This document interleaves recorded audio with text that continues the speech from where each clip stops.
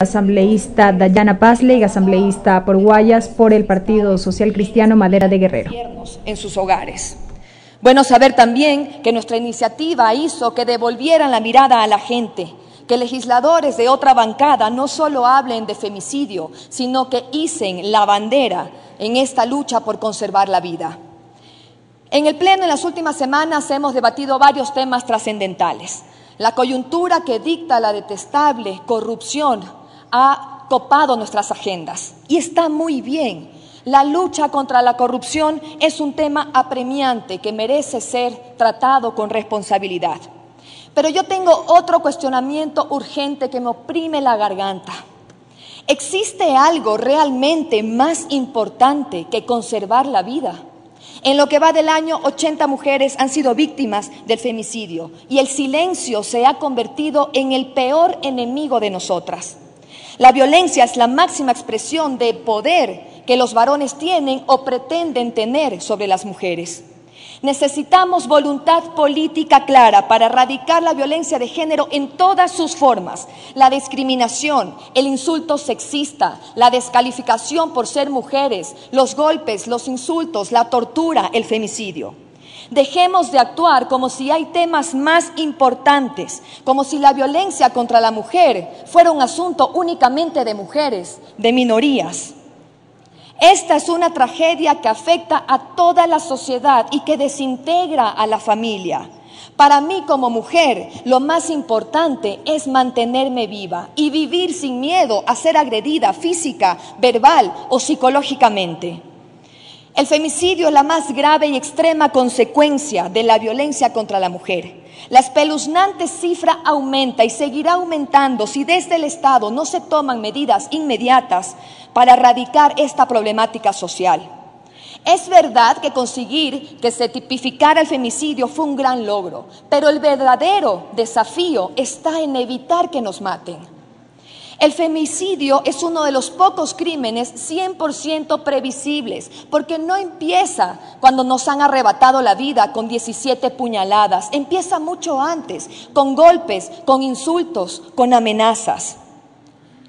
Debemos detener esta masacre. La violencia hacia nosotras, como sabemos, no es solamente física, también se encuentra en el discurso, en el lenguaje machista, misógino e incitador de violencia que va desde las calles hasta lo más alto del poder. Debemos ser autocríticos con nuestros desaciertos, que desde las calles se rechace lo que en la cúpula nace. Aprovecho para solidarizarme con las colegas asambleístas por la crítica sexista, desmedida e inapropiada. Un verdadero logro será reconocer todo lo que nos falta en materia de género y en la lucha por la erradicación de la violencia. El verdadero logro será empezar a tener resultados. En el 2014, las organizaciones de mujeres pidieron que no se elimine la Ley 103, es decir, las comisarías de la mujer, porque a través de estas comisarías, las mujeres violentadas iban y sin necesidad de abogados, de audiencias, de pruebas, se les daba una boleta de auxilio que era disuasoria, era una medida de protección. Debemos retomar el debate sobre las leyes que supuestamente nacieron para proteger a las mujeres. No solo necesitamos que esté tipificado el delito de femicidio, sino que se eduque y se prevenga.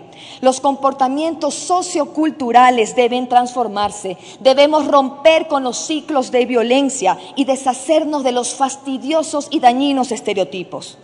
A través de la educación podemos combatir gran parte de los problemas que afectan a la sociedad. Debemos educar a los más chicos y reeducar a los más grandes. Sé que muchos legisladores tendrán la misma pregunta que escucho en cada intervención sobre violencia de género o sobre femicidio. Pero si a los hombres también nos matan nuestras parejas. Y sí, es cierto, el 4% de asesinatos a los hombres se da en manos de mujeres y es absolutamente condenable, pero el 74% de las muertes violentas de mujeres se da en manos de sus parejas. Los ataques hacia nosotras no son episódicos, son sistemáticos. Nos matan para impedir nuestra autodeterminación y para frenar nuestros planes de vida. A las mujeres nos agreden por opinar, por transgredir cualquier tipo de norma, por nuestro aspecto, por cómo nos vestimos, por salir a la calle. Lo que a los hombres tal vez les pasa solo en las cárceles, a nosotras nos pasa en nuestros hogares. Necesitamos menos mujeres asesinadas y para eso necesitamos más mujeres empoderadas de sus derechos. La sociedad es un conjunto, en su conjunto es víctima del machismo. Los hombres son víctimas de un sistema que los obliga a pensar, a actuar, a hablar de cierta forma. Y si no encajan en este paradigma, también sufren violencia y discriminación. Sé que existen pocos hombres interesados en el tema, pero lo cierto es que necesitamos de su compromiso. Si queremos terminar con la desigualdad de género, necesitamos a todos involucrados y especialmente a ustedes, señores. Necesitamos no solamente empezar a hablar del tema, sino asegurarnos de que este cambio sea tangible. Necesitamos igualdad de resultados. Los derechos de las mujeres son derechos humanos. Pocos de nosotros podemos decir que en nuestros hogares no existe o no existió el machismo. Pocas de nosotras podemos decir que hemos crecido libres de violencia, de acusaciones, de restricciones, de peligro. Por otra parte, algunos hemos tenido la buena fortuna de contar en nuestro hogar con una feminista, señor presidente, que nos haya permitido ser conscientes de los ciclos de violencia imperantes en nuestra sociedad y a rechazarlos con firmeza y rebeldía. En mi caso tuve a mi abuela, Italia Vaquerizo Vera, quien me enseñó a mantenerme siempre de pie, y de ella no solo he recibido inspiración, sino un legado por el cual luchar. Como Estado, miembro de la CEDAW, de la Convención Belém do Pará y la Declaración y Plataforma de Acción de Beijing, estamos obligados a eliminar todo tipo de exclusión hacia la mujer, con expedición de medidas legislativas y cambios de patrones socioculturales. La Constitución recoge como principio la aplicación de derechos, de igualdad y no discriminación. Además, establece que el Estado incorporará enfoque de género en planes y programas del sector público con el objetivo de promover la igualdad real. Hoy es momento de hacer que se cumpla lo que está en el papel, porque alarma, señores, el silencio de la Asamblea Nacional sobre la violencia de género. Voy a permitirme, señor presidente, leer mis observaciones sobre la resolución que se está tratando para no ser imprecisa.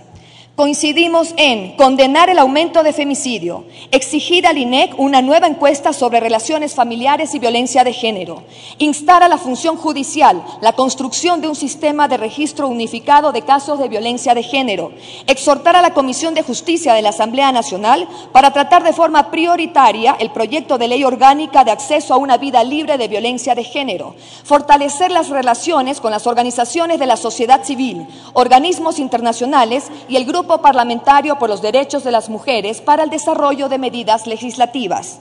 Lo que esta resolución plantea y la anterior no incluye y puede enriquecer es lo siguiente: exhortar al Ministerio de Educación para que dicte política pública para el diseño de programas de educación formales y no formales apropiados a todo nivel del proceso educativo, y a la CENESID para que dicte política pública para las instituciones de educación superior públicas y particulares. Esto con el fin de contrarrestar prejuicios y costumbres y todo tipo de prácticas que se basen en la premisa de la inferioridad o superioridad de cualquiera de los géneros o en los papeles estereotipados para el hombre y la mujer que legitimizan o exacerban la violencia contra la mujer, y de esta forma modificar los patrones socioculturales de conducta de hombres y mujeres. Exhortar a la Comisión Especializada de Educación, Cultura, Ciencia y Tecnología para que en la elaboración de los proyectos de ley y reformas como la LOES y LOEI se incorporen mecanismos efectivos para erradicar la violencia, de construir los roles y estereotipos y se tomen medidas para prevenir el acoso y abuso sexual hacia mujeres, niñas, niños y adolescentes en instituciones educativas, comprendiendo que la educación es una herramienta fundamental para transformar a la sociedad. Alentar al presidente de la República para que en la elaboración de la proforma presupuestaria del 2017, de forma urgente, asigne recursos necesarios para el establecimiento y funcionamiento de unidades judiciales, de Fiscalía, de la Defensoría Pública del Ecuador, especializadas en violencia contra la mujer, en todos los cantones y en particular en las zonas rurales y remotas, así como casas de acogidas, centros de atención integral y refugios, casas de refugios. Debemos hacer un mea culpa, entender que como Estado no estamos reaccionando como las mujeres lo necesitan. Es imperativo sensibilizar la agenda, pero sobre todo la conciencia de la sociedad. Mi llamado más importante es hacia la ciudadanía, para que nos unamos en esta lucha para acabar con la violencia antes de que la violencia acabe con nosotras, las mujeres. Para finalizar, señor presidente, le solicito de considerarlo pertinente, se trate el punto 5 del orden del día en este punto 4 y se unifiquen los criterios para que tengamos una resolución unánime y completa que condene el femicidio y se exhorte a las instituciones. Muchas gracias.